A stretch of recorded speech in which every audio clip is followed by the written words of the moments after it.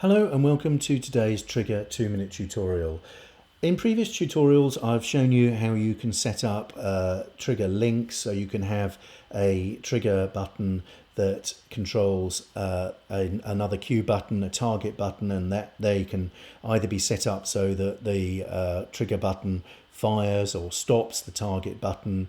I've also shown you how we can use salvo control to control ranges of cue buttons within your project.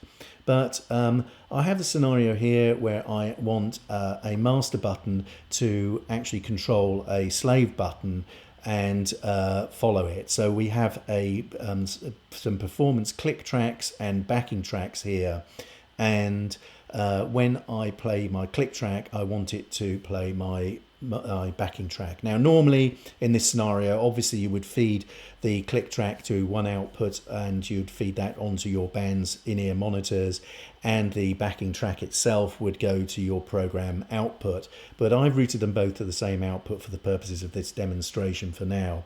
And so you'll see if I play the master click track, 2, 3, 4. The click track starts and the master, the slaved backing track follows suit. So when I click play, they both play together. When I hit pause, if I wanted to pause it, they both pause. And if I hit the right click to stop it, they both stop together. And the way that that is set up is you go to project options,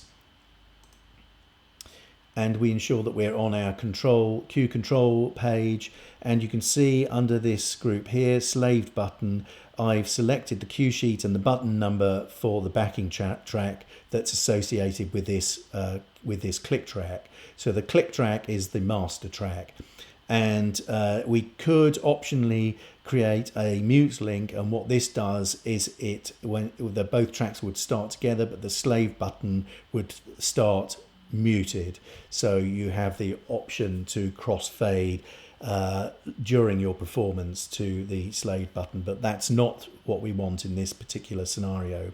Note that you can only have one slave button for each master button, so if your backing track was broken down into different sections, then you would have to daisy chain them together because only one slave can be associated with a master button.